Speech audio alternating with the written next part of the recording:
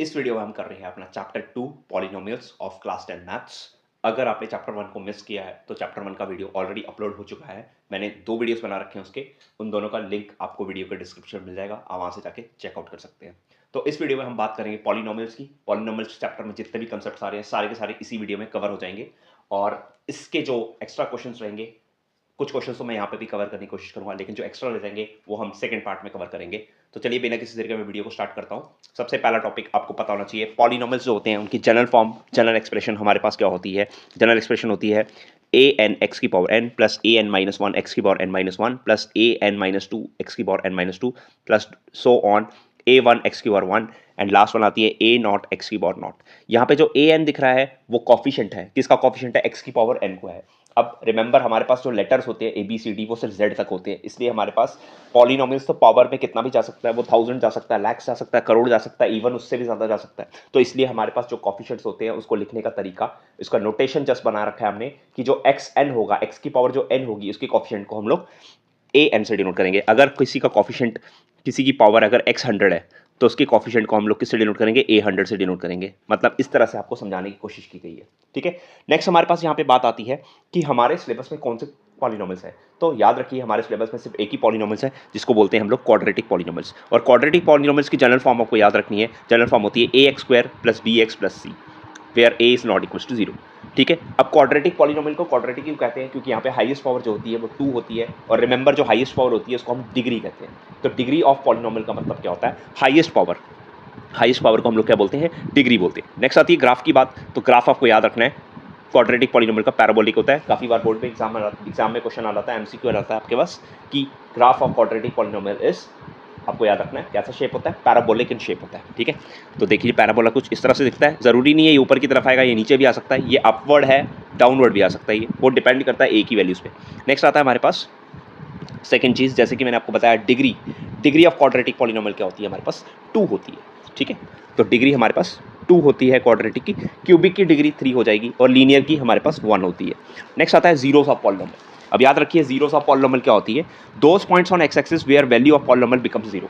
वो points x axis पे, वो पॉइंट्स जहाँ पे ग्राफ इंटरसेक्ट करता है या टच करता है, उनको हम लोग क्या बोलते हैं, उनको हम लोग बोलते हैं जीरोस ऑफ पॉलिनोमियल, ठीक है। नेक्स्ट एक चीज़ ध्यान रखने वाली बात है कि नंबर ऑफ जीरोस जो होते हैं वो हमेशा ग्रेटर देन इक्वल टू 0 होते हैं और less than equal two degree of polynomial होते हैं। मतलब कि नंबर ऑफ जीरोस आपके पास एट मोस्ट कितने होते हैं, अगर मैं क्वाड्रेटिक की बात करूं तो number of zeros is at most 2, is at most 2।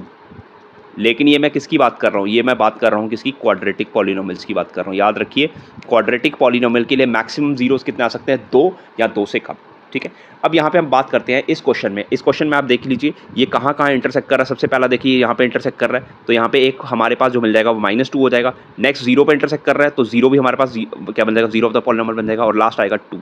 तो इस क्वेश्चन में हमारे पास 3 जीरोस मिल रहे हैं, यहाँ पे लिख रहा हूँ मैं। तो पहला आ रहा है x इक्वल्स टू -2, ठीक है। दूसरा आ रहा है x इक्वल्स टू 0 और तीसरा आ रहा है x इक्वल्स टू 2, ठीक है। ये 3 जीरोस हैं इस क्वेश्चन के। अब क्योंकि इसके 3 जीरोस हैं तो जाहिर सी बात है ये क्वाड्रेटिक तो नहीं हो सकता, क्योंकि क्वाड्रेटिक के नंबर ऑफ जीरोस हमारे पास क्या होते हैं, कम से ज़्यादा 2 होते हैं, 2 से ज़्यादा नहीं हो सकते। तो ये आपके पास क्यूबिक का ग्राफ भी हो सकता है या उससे हाइयर वाले का भी हो सकता है, ठीक है। तो आई होप ये चीज़ क्लियर हो चुकी होगी। नेक्स्ट जीरोस को आप डिनोट किससे कर सकते हैं, जीरोस को आप अल्फा बीटा गामा से डिनोट करते हैं। तो पहले को हम अल्फा, दूसरे को बीटा और तीसरे को हम लोग गामा बोल सकते हैं। हमारे सिलेबस में गामा वाला सिलेबस में नहीं रहेगा, क्योंकि हम लोग डील करेंगे क्वाड्रेटिक पॉलिनोमियल से, तो हम सिर्फ ज़्यादा से ज़्यादा यूज़ सिर्फ अल्फा और बीटा का ही करेंगे। नेक्स्ट स्लाइड पे देखते हैं। नेक्स्ट स्लाइड पे देखिए आपको पूछा गया है कि नंबर ऑफ जीरोस आपको आइडेंटिफाई करने हैं। तो काफ़ी ज़्यादा सिंपल क्वेश्चन है यहाँ पे हमारे पास। पहले में देख रहा है, देखो एक्स एक्सिस को एक बार भी इंटरसेक्ट नहीं कर रहा, तो यहाँ पे एक भी जीरो नहीं आएगा, तो नो जीरो आ जाएगा यहाँ पे, नो जीरो। नेक्स्ट कितनी बार इंटरसेक्ट किया, एक बार इंटरसेक्ट किया है तो 1 0 हो जाएगा। नेक्स्ट कितनी बार इंटरसेक्ट किया, 1 2 3, तो यहाँ पे इसके 3 जीरोस आ जाएंगे, ठीक है। नेक्स्ट वाली बात है, देखो 2 बार काट रहा है तो इसके 2 जीरोस आ जाएंगे। नेक्स्ट 1 2 3 4 बार काटा है तो 4 जीरोस आ जाएंगे यहाँ पे, 4 जीरोस आप हर एक में भी लिख लेना। नेक्स्ट यहाँ पे देखिए 1 ये इंटरसेक्ट नहीं कर रहा है, सिर्फ टच कर रहा है, तो 1, ये हो गया 2 और ये हो गया 3, तो 3 जीरोस आ गए हमारे पास यहाँ पे। तो आई होप ये क्वेश्चन आपको क्लियर हो चुका होगा। कि किस तरह से हम नंबर ऑफ जीरोस काउंट करते हैं। जितनी बार एक्स एक्सिस को टच करेगा या कट करेगा उतनी बार हम लोग इसको क्या बोलेंगे, नंबर ऑफ जीरोस काउंट करेंगे। ठीक है, तो आई होप ये क्वेश्चन क्लियर हो चुका होगा। बढ़ते हैं अगले क्वेश्चन की तरफ। तो नेक्स्ट क्वेश्चन देख लीजिए, हमारे पास आता है relation between zeros and coefficients. अगर आपने एक बार जीरोस फाइंड आउट कर लिए तो उनका कोफिशिएंट के साथ क्या रिलेशन होता है। सबसे पहले कोफिशिएंट आपको बता दूं, कोफिशिएंट किसको बोलते हैं। कोफिशिएंट होता है ये ए, बी और सी, इनको कोफिशिएंट बोलते हैं। जहाँ पे ए की वैल्यू होती है जो एक्स स्क्वायर के साथ लगा होता है, बी कोफिशिएंट होता है जो एक्स के साथ लगा होता है, और जो सी कोफिशिएंट होता है वो कांस्टेंट टर्म होती है, उसके साथ कोई वेरिएबल नहीं होता है। और याद रखिए A is not equal to zero. अभी मैंने थोड़ी देर पहले बताया कि हम जीरोस को हमेशा डिनोट करेंगे अल्फा और बीटा से। ठीक है, अब आपको याद रखना है सम ऑफ जीरोस मतलब जीरोस को प्लस करेंगे अल्फा प्लस बीटा, इसकी वैल्यू होती है माइनस बी बाई के बराबर। और इसी तरह प्रोडक्ट ऑफ जीरोस जिसको बोलते हैं अल्फा इंटू बीटा, उसकी वैल्यू होती है सी बाई ए के बराबर। ठीक है, अब इससे रिलेटेड हम कुछ क्वेश्चंस करेंगे नेक्स्ट स्लाइड में। ठीक है, तो वहाँ से आपको आई एम श्योर क्लियर हो चुकी होगी चीज़। और ये बेसिकली काफ़ी ज़्यादा इंपॉर्टेंट क्वेश्चन है, आपको एग्जाम में हर बार आता है, हर साल बोर्ड में ये पेपर में क्वेश्चन आएगा ही आएगा कि आपको जीरोस निकाल के उनको वेरीफाई करना है। ठीक है, तो हमारे पास क्वेश्चन यहाँ पे दिख रहा है। मैं सारे क्वेश्चंस तो यहाँ पे नहीं करवाऊंगा, तो मैं थोड़ा सा एक सिंपल सा करवा लेता हूँ, बाकी हार्ड वाला करा दूँगा। तो हम लोग करते हैं सबसे पहले सॉल्यूशन। मैं यहाँ पे ले लेता हूँ पार्ट नंबर 2। तो पार्ट नंबर 2 देख सकते हो यहाँ पे आ रहा है 4s² माइनस 4s प्लस 1। ठीक है, क्योंकि हम जीरोस फाइंड आउट कर रहे हैं तो इसको इक्वल टू जीरो आप पहले भी ले सकते हो या बाद में भी ले सकते हो, वो आप पे डिपेंड करता है। नेक्स्ट देखिए, 3 टर्म्स जब भी दिखेगी आपको तो आपको स्प्लिटिंग द मिडिल टर्म लगाना है। ठीक है, तो आप स्प्लिटिंग द मिडिल टर्म लगाना जानते ही हैं, तो उस तरह से स्प्लिटिंग लगा के ये हो जाएगा minus two s plus 1 equals to zero. क्योंकि देखिए माइनस टू एस को मिला के -4s बनता है, और इन दोनों को मल्टीप्लाई करने से हमारे ये दोनों टर्म्स भी बन जाते हैं, 4 1 जा 4 भी बन जाता है। ठीक है, तो स्प्लिटिंग आई होप आपको क्लियर होगी, स्प्लिटिंग किस तरह से करते हैं हम। नेक्स्ट हमारे पास आता है कॉमन, देखिए पहले दो में 2s कॉमन है, तो 2s कॉमन निकाल दिया, पीछे रहेगा 2s माइनस 1। तो यहाँ से भी हम लोग पहला ही जो ब्रैकेट में लिखा सेम टू सेम लिख देंगे, जो कि मैंने क्लास में काफ़ी बार बता रखा है। तो 2s बाहर निकाल दिया, पीछे रह जाएगा -1। ठीक है, तो इस तरह से आपके पास आ जाएगा 2s माइनस 1, और अगला भी 2s माइनस 1 आ जाएगा आपके पास। ठीक है, दोनों को बारी बारी इक्वेट कर लीजिए। तो पहला हो जाएगा 2s माइनस 1 इक्वल टू 0, तो s की वैल्यू आ जाएगी 1 जाएगा, वहाँ प्लस का हो जाएगा और 1/2 आ जाएगी। सिमिलरली दूसरी वाली भी सेम टू सेम थी, तो मैं पहले ही लिख देता हूँ 1/2। तो इस क्वेश्चन में आप देख सकते हैं जो अल्फा और बीटा है वो दोनों के दोनों आ रहे हैं, सेम आ रहे हैं। हमेशा सेम आए ऐसा नहीं होता है, लेकिन कभी कभी सेम भी आ जाते हैं। तो ये आ गया आपका अल्फा, ये आ गया आपका बीटा। बाकी का क्वेश्चन मैं यहाँ पे करूँगा। नेक्स्ट आपको करना है क्या, सबसे पहले आपको निकालना है अल्फा प्लस बीटा की वैल्यू। तो अल्फा प्लस बीटा होता है हमारे पास 1/2। देख लीजिए, आप पहले माइनस बी बाई ए मत लगाइए, क्योंकि हमें इसमें क्वेश्चन में क्या बोला हुआ है, वेरीफाई रिलेशन करने के लिए बोला है। तो मैंने बच्चों को काफ़ी बार समझाया है कि वेरीफाई करने के लिए आपको अलग अलग से सॉल्व करना होता है। तो देख लीजिए एलसीएम आ जाएगा 2। ठीक है, तो 2/2 आपके पास हो जाएगा 1। ठीक है, अब इसकी वैल्यू किसके बराबर चेक करनी होती है, आपके माइनस बी बाई ए के बराबर। ठीक है, तो माइनस लगाइए, बी की वैल्यू ब्रैकेट में पुट कीजिए। बी की वैल्यू क्वेश्चन में देखिए क्या है, बी मैंने आपको बताया क्या होता है, दिस इज योर ए, ये आपका बी होता है। तो बी की वैल्यू कितनी है, -4। तो -4 अपॉन ए आपके पास 4 है, तो माइनस इंटू माइनस प्लस हो गया 4/4, जो कि हो जाएगा 1। ठीक है, तो देख लीजिए सकते हैं आप अल्फा प्लस बीटा की वैल्यू माइनस बी बाई ए के बराबर मैंने प्रूव कर दी है। नेक्स्ट आता है अल्फा इंटू बीटा। तो अल्फा इंटू बीटा आपके पास हो जाएगा आपके पास 1/2 इंटू 1/2, मल्टीप्लाई करने में बन जाएगा 1/4। ठीक है, और इसी तरह से सी बाई ए निकाल लीजिए। सी कितना है क्वेश्चन में देख लीजिए, सी हमारे पास 1 है और ए आपके पास 4 है। तो देख लीजिए हमारे दोनों रिलेशन वेरीफाई हो गया, तो हम लोग लिखूंगा हेंस वेरीफाइड, हेंस वेरीफाइड। तो आई होप ये चीज़ क्लियर हो चुकी होगी। ये मैंने एक क्वेश्चन किया, नेक्स्ट आपको एक और क्वेश्चन करवा देता हूँ, यहाँ पे 2-3 और क्वेश्चन करवा दूंगा ताकि आपको ज़्यादा क्लियर हो जाएगी। ठीक है, नेक्स्ट हम लेते हैं थर्ड पार्ट इसका, जो कि थोड़ा सा हार्ड दिख रहा है हमें। थर्ड पार्ट काफ़ी बार रिपीट होता है question. 6x² minus 3 minus 7x। सबसे पहले एक चीज़ नोटिस करनी है आपको, ये हमें सही फॉर्म में नहीं दे रखा है, क्योंकि हमेशा याद रखिए स्क्वायर के बाद हमेशा x वाली टर्म आती है। तो पहले इसको फॉर्म ठीक कर लीजिए। अब ये बिल्कुल सही हो चुका है, अब इसको मैं सॉल्व कर सकता हूँ। तो सॉल्व करने के लिए आपको पता है स्प्लिटिंग द मिडिल टर्म लगाते हैं, तो 3 और 6 18 बन जाएगा। 18 आपको पता है 9 × 2 18 होता है, और 9 और 2 को ऐड करने से 7 भी बनता है हमारे पास। तो क्या आ जाएगा 6x² बड़ी term 9x plus 2x minus 3 equal to 0। 6 और 9 3 के लेवल में आते हैं, x भी कॉमन निकल जाएगा, तो हो जाएगा हमारे पास 3x कॉमन निकाल दिया, पीछे रहेगा 2x माइनस 3, और यहाँ से भी 2x माइनस 3 पहले ही लिख दीजिए ब्रैकेट में।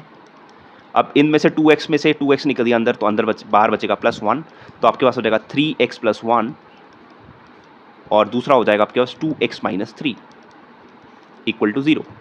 तो दोनों को इक्वेट करेंगे 0 के बराबर, तो हो जाएगा 3x + 1 = 0। तो x की वैल्यू हो जाएगी -1/3। मैं थोड़ा शॉर्ट में कर रहा हूँ, आप पूरा करके देख सकते हैं, यही आएगी आपकी वैल्यू। तो ये आपके पास हो जाएगा अल्फ़ा। नेक्स्ट दूसरा निकालता हूँ, 2x - 3 = 0। तो यहाँ से x की वैल्यू हो जाएगी 3/2। तो ये हो जाएगा हमारे पास बीटा।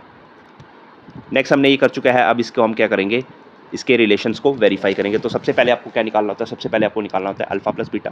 तो अल्फ़ा प्लस बीटा आपके पास आ जाएगा -1/3 + 3/2।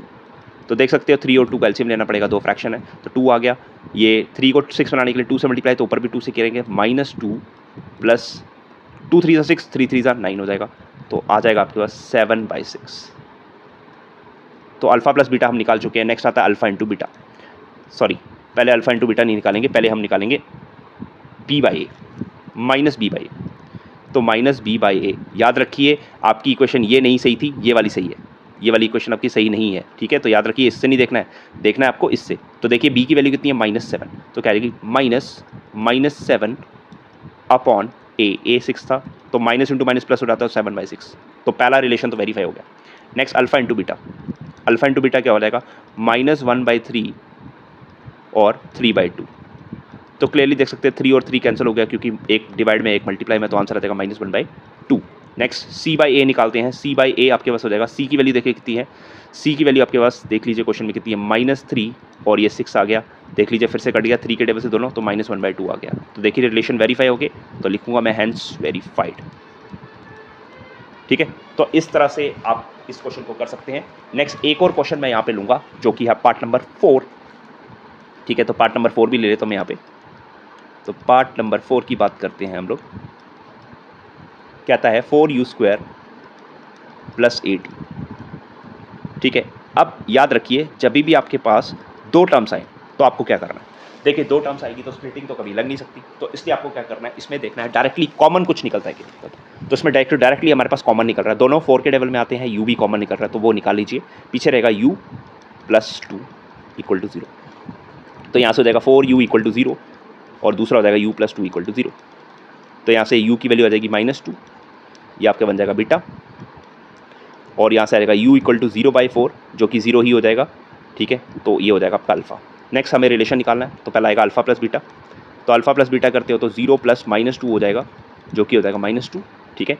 नेक्स्ट -b/a, ये ध्यान से देखनी है, क्वेश्चन में u² के आगे लगा होता है उसको a बोलते हैं, जो 1 वाली पावर होती है उसके आगे लगा होता है उसको b बोलते हैं। तो -8 / a कितना है, 4 है, तो कितना हो जाएगा, -2 हो जाएगा। नेक्स्ट आता है alpha into beta. Alpha into beta मतलब 0 × -2, जो कि हो जाएगा 0। नेक्स्ट c/a, क्वेश्चन में देखिए c होता है कांस्टेंट टर्म जिसके साथ वेरिएबल नहीं लगा होता है। देखिए कांस्टेंट टर्म तो है नहीं, देखिए u² के आगे जो लगा होगा उसको a बोलेंगे, u के आगे जो लगा होगा उसको b बोलेंगे, तो c तो बचा ही नहीं, तो c आपके पास 0 आ जाएगा। तो 0/4 जो कि हो जाएगा 0। तो हमने दोनों रिलेशन वेरीफाई कर दिया, हमने लिख दिया अल्फ़ा प्लस बीटा = -b/a, ये वेरीफाई हो गया, और अल्फ़ा इंटू बीटा = c/a, ये भी वेरीफाई हो गया। तो इसलिए लिखूंगा हैंस वेरीफाइड, ठीक है। तो आई होप ये आपको चीज़ क्लियर हो चुकी होगी। अब जाते जाते एक और पार्ट ले लेता हूँ जो कि काफ़ी ज़्यादा इंपॉर्टेंट है आपके लिए, बुक का ही क्वेश्चन, ठीक है। तो पार्ट नंबर 5 लास्ट रहेगा, कर लेते हैं इसको भी। यह है t² - 15। तो अगेन आपके पास दो टर्म्स आ रही है, पहले = 0 ले लीजिए, दो टर्म्स आ रही है, बताया दो टर्म्स आई तो दोनों में कॉमन देखना है, क्योंकि इस बार हमारे पास कॉमन भी नहीं निकल रहा। जब कॉमन नहीं निकले तो सिंपल सा तरीका आपके पास, ये जो कांस्टेंट टर्म है इसको दूसरे शिफ्ट कर दीजिए। तो कांस्टेंट टर्म को शिफ्ट कर दिया तो वो वहाँ जाके प्लस का 15 बन जाएगा, स्क्वायर को शिफ्ट करोगे तो रूट बन जाएगा, तो √15 आ जाएगा। याद रखिए बाहर रूट के हमेशा प्लस माइनस लगाना है। तो t की वैल्यू एक आ जाएगी √15 का प्लस का √15, दूसरी आ जाएगी -√15। तो एक कहलाएगा अल्फ़ा, दूसरा कहलाएगा बीटा। नेक्स्ट आते हैं अल्फ़ा प्लस बीटा की वैल्यू निकालने के लिए। तो अल्फ़ा प्लस बीटा क्या हो जाएगा, √15 प्लस -√15। अब क्योंकि प्लस इंटू माइनस माइनस होता है तो इसलिए आपके पास ये क्या आ जाएगा, 0 आ जाएगा। नेक्स्ट आता है -b/a निकालना है। क्वेश्चन में देख लीजिए t² वाली टर्म के आगे 1 लगा है, लेकिन t वाली कोई टर्म है ही नहीं, तो इसलिए b हवा का हो जाएगा 0। तो 0/1 जो कि हो जाएगा 0। नेक्स्ट आता है alpha into beta. Alpha into beta क्या बन जाएगा, पहले अल्फ़ा पुट कर दिए √15 और बीटा क्या है -√15, ठीक है। प्लस इंटू माइनस माइनस होता है, √15 का स्क्वायर हो जाएगा, और 15 और स्क्वायर रूट और स्क्वायर कैंसिल हो जाएगा तो 15 बन जाएगा। नेक्स्ट आता है आपके पास c/a। तो सी की वैल्यू देख लीजिए क्वेश्चन में कितनी है, सी की वैल्यू है -15 और ए की वैल्यू है 1, तो हो जाएगा -15। ठीक है, तो इस तरह से हमने ये भी कर लिया दिया, तो इसको भी लिखेंगे हैंस वेरीफाइड। ठीक है, तो याद रखिए जब स्प्लिटिंग नहीं लगती है तो देखना है कि दोनों टर्म्स में कुछ कॉमन निकलता है तो कॉमन निकालना है, अगर कॉमन नहीं निकलता है तो उसको वहाँ पे दूसरा शिफ्ट कर देना है। तो आई होप ये चीज़ आपको क्लियर हो चुकी होगी। तो पढ़ते हैं अगले टॉपिक की तरफ, जो कि आपका कहता है कि जब भी आपके पास इस बार जीरोस दे रखे हों या सम और प्रोडक्ट ऑफ जीरोस गिवन हो, तो उस टाइम पे आपको पॉलिनॉमियल एक्सप्रेशन कैसे फाइंड आउट करनी है। ठीक है, इसको भी हम लोग करेंगे, इसके भी क्वेश्चंस कुछ हम लोग करेंगे। यहाँ पे देख लेते हैं क्वेश्चंस को। तो याद रखिए formula x² minus sum of zeros into x plus product of zeros. अगर आपके पास फ्रैक्शन में आता है तो उस टर्म को फ्रैक्शन में कन्वर्ट से हमने न्यूमरेटर में कन्वर्ट करना है, वो मैं आपको सिखा देता हूँ आगे आपको कैसे करना है। तो याद रखिए इंपॉर्टेंट सा फॉर्मूला, ये आपको याद रखना है, और ये इक्वेशन हटा देनी है आपको क्योंकि हम लोग पॉलिनॉमियल फाइंड आउट कर रहे हैं। ठीक है, हम के का भी यूज़ कर सकते हैं, जो कि काफ़ी लोग के का यूज़ करते हैं। देख लीजिए इसमें सेलेक्ट फर्स्ट ही करता हूँ। ठीक है, तो देख लीजिए क्वेश्चन को ध्यान से पढ़िए कि क्या गिवन है। कभी कभी सम नहीं गिवन होता है, उसकी जगह हम लोगों को सीधा अल्फा बीटा गिवन होता है, तो उस क्वेश्चन में हमें सम और प्रोडक्ट खुद फाइंड आउट करना है। तो इस क्वेश्चन में बोला है सम जो है मतलब अल्फा प्लस बीटा जो है वो दे रखा है 1/4 और अल्फा इंटू बीटा दे रखा है हमारे पास -1। ये मैं पहला क्वेश्चन करवा रहा हूँ। ठीक है, तो लिखेंगे वी नो, हमें पता है x² minus alpha plus beta into x plus alpha into beta equal to 0। तो यहाँ पुट कर लीजिए, क्या बन जाएगा x² माइनस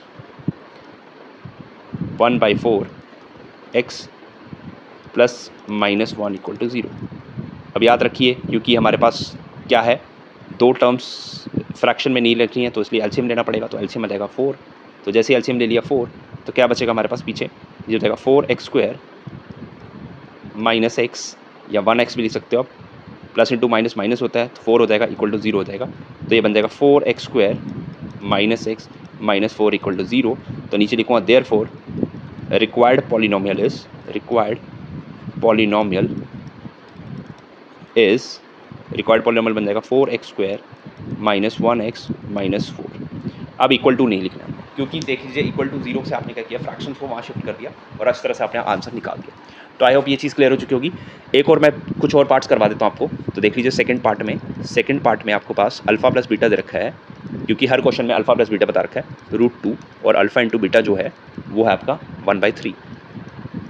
तो देख लीजिए फिर से लिखेंगे वी नो करके, और इस बार मैं थोड़ा डायरेक्ट लिखूंगा। तो क्या फॉर्मूला था x² minus alpha plus beta into x plus alpha upon beta equal to 0, ये हो जाएगा।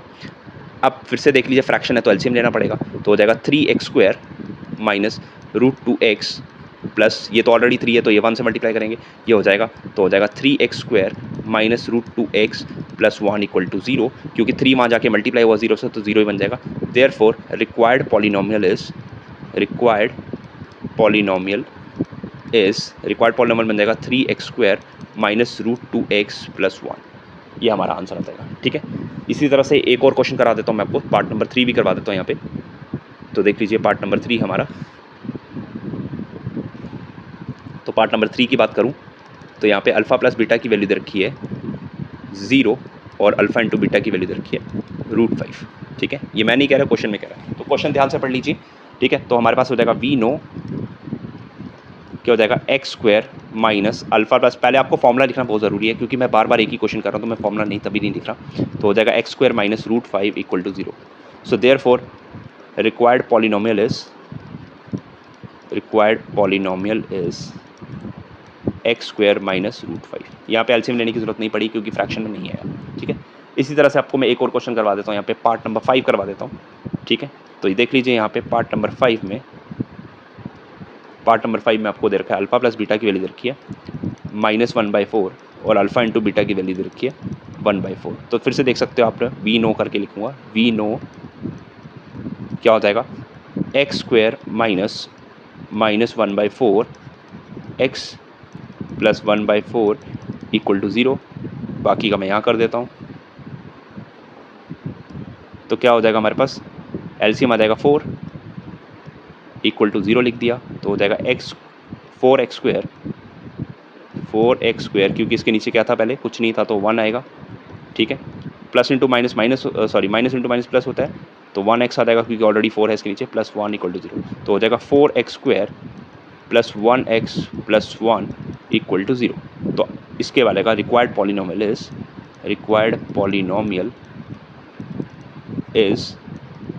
तो रिक्वायर्ड पॉलिनोमियल बन जाएगा 4x² + 1x + 1। ये आपके पास आंसर आ जाएगा। तो आई होप ये क्वेश्चन आपको क्लियर हो चुका होगा। ठीक है, तो बढ़ते हैं लास्ट टॉपिक की तरफ, जो इस वीडियो का लास्ट टॉपिक है। कुछ इंपॉर्टेंट रिजल्ट्स जो आपको याद रखने हैं। सबसे पहला जो है, इससे रिलेटेड क्वेश्चन हम नेक्स्ट पार्ट में करेंगे, आता है alpha inverse plus beta inverse. याद रखिए, alpha inverse plus beta inverse होता है alpha plus beta divide by alpha beta. याद रखना है, alpha square plus beta square होता है अल्फा प्लस बीटा का होल स्क्वायर -2 अल्फा बीटा। इसकी वैल्यूज आपको क्वेश्चन से ही मिल जाएगी। नेक्स्ट, अल्फा माइनस बीटा का होल स्क्वायर होता है, ये a माइनस बी का होल स्क्वायर ही लगाया, a² + b² - 2ab वही लगाया फॉर्मूला, तो ये हो जाता है। इसको यूज़ कैसे करेंगे वो आगे देखेंगे हम लोग वीडियो में। नेक्स्ट आता है कुछ और, alpha cube plus beta cube आपको याद रखना है, अल्फा प्लस बीटा का whole cube -3 alpha beta bracket में अल्फा प्लस बीटा। और इसी तरह से alpha square plus beta, alpha square beta plus alpha beta square. ये कोई फॉर्मूला नहीं है, ये बस आपको दिमाग लगाना है कि जो चीज़ दिख रही है आपको, दोनों में अल्फा कॉमन है और बीटा कॉमन है, तो वो कॉमन निकालने से बन जाएगा अल्फा बीटा ब्रैकेट में अल्फा प्लस बीटा। तो आपको इसको याद रखने की जरूरत नहीं है, आपको सिर्फ याद जो रखना है वो 1 से लेकर 4 तक याद रखना है अपने। तो आई होप इसी के साथ हमारा ये वीडियो एंड होता है। मैंने सारे के सारे कंसेप्ट क्लियर करने की कोशिश की। So I hope you like this video. अगर वीडियो पसंद आया तो वीडियो को लाइक करें और मैक्सिमम से मैक्सिमम शेयर करें अपने दोस्तों के साथ, ताकि उनको भी थोड़ी बहुत हेल्प मिले। और अगर चैप्टर 1 का वीडियो नहीं देख रखा है तो लिंक मैं अगेन कह रहा हूँ, मैं आपको डिस्क्रिप्शन में मिल जाएगा, डिस्क्रिप्शन लिंक मिल जाएगा, आप वहाँ से जाके चेकआउट कर सकते हैं। ठीक है, और चैनल पे नहीं हुआ तो चैनल को ज़रूर सब्सक्राइब करें, क्योंकि ऐसी वीडियोस आपके लिए और भी आती रहेंगी, जो कि आपके लिए काफ़ी हेल्पफुल रहेगी फॉर योर बोर्ड एग्जाम्स 2025। ठीक है, सो वीडियो को एंड अप करता हूँ, सेशन यहीं खत्म करता हूँ। तो thanks for watching and have a good day. Thank you all.